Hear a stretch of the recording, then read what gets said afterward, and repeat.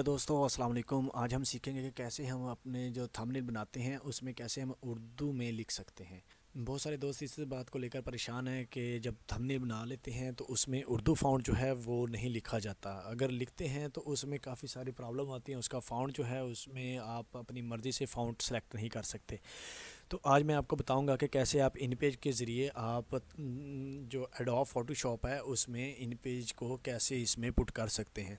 तो चलिए स्टार्ट करते हैं। और सबसे पहले मैं आपको बताता हूं कि आपने अपना इन पेज जो है कोई कोई सा भी इन पेज हो, चाहे वो 2006 वर्जन हो चाहे 7 हो, कोई भी वर्जन हो, आपने जस्ट वो ओपन कर लेना है। ओपन करने के बाद आपको ये एन का ऑप्शन नज़र आ रहा होगा, जस्ट आपने इस पर क्लिक करना है।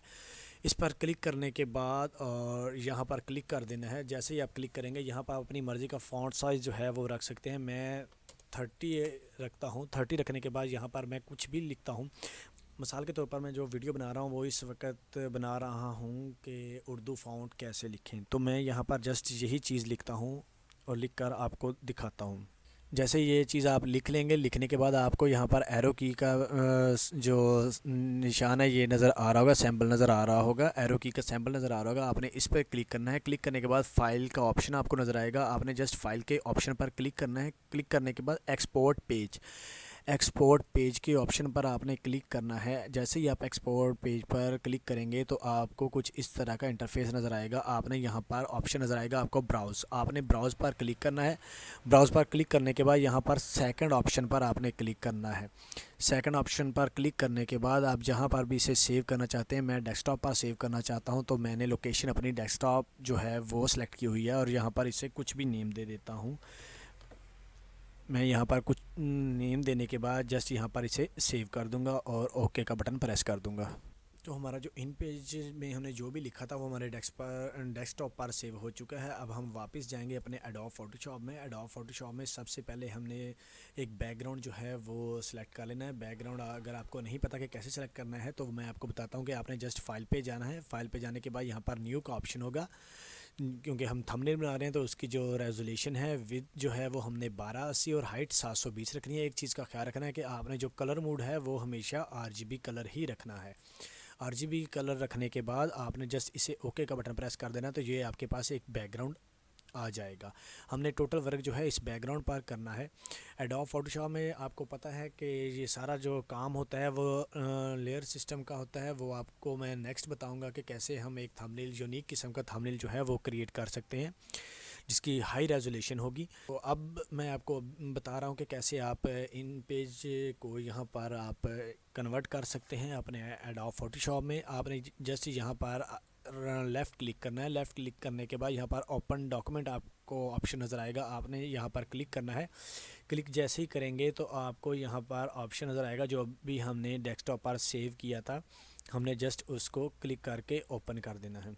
ओपन करने के बाद इस बात का ख्याल रखना है कि जो कलर मोड होगा यहाँ पर भी आपने आरजीबी को ही सिलेक्ट करना है। आरजीबी कलर सेलेक्ट करने के बाद ओके का बटन प्रेस कर देना है। जैसे ही आप ओके का बटन प्रेस करेंगे तो ये जो इन पेज में हमने लिखा था जो कुछ भी वो यहाँ पर हमारे सामने शो हो जाएगा।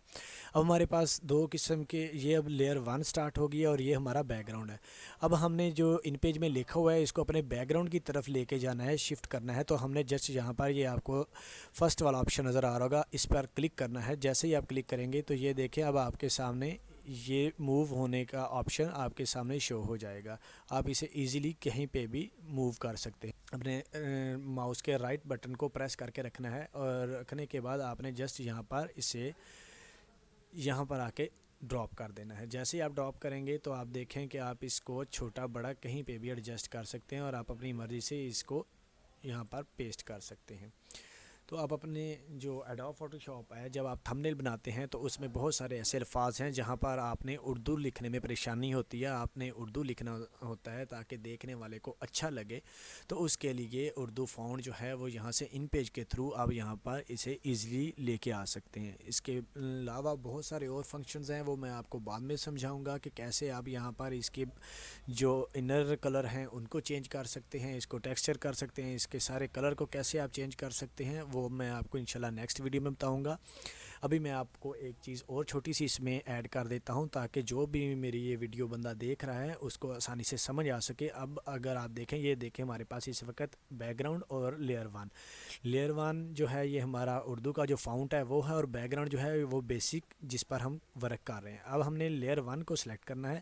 لیئر ون کو سلیکٹ کرنے کے بعد یہاں پر سمپلی لیفٹ بٹن پریس کرنا ہے ماؤس سے، اور بلینڈنگ آپشن کے بٹن پر ہم نے پریس کر دینا ہے۔ جیسے ہی ہم پریس کریں گے تو یہاں پر آپ کو بے شمار آپشن نظر آ رہے ہوں گے، یہ سارے کلر کے آپشن ہیں۔ آپ جسٹ اسے اسٹروک کرنا چاہتے ہیں تو یہ دیکھیں یہ ٹوٹل بلیک ہو گیا، ٹوٹل بلیک ہو چکا ہے۔ میں اب اسٹروک والے آپشن پر یہاں پر جہاں پر میں نے ٹک کیا تھا اس کے سامنے جہاں پر اسٹروک لکھا ہوا ہے، اسٹروک والی جگہ پہ، یہ بات میں اس پہ زور دے کے کہہ رہا ہوں کہ جو اسٹروک والی جگہ ہے اس پر ہم جیسے ہی کلک کریں گے، اسٹروک کے اوپر جب اپنے ماؤس کو ڈبل کلک کریں گے تو ہمارے سامنے یہ کلر اوپن ہو کے آ جائے گا۔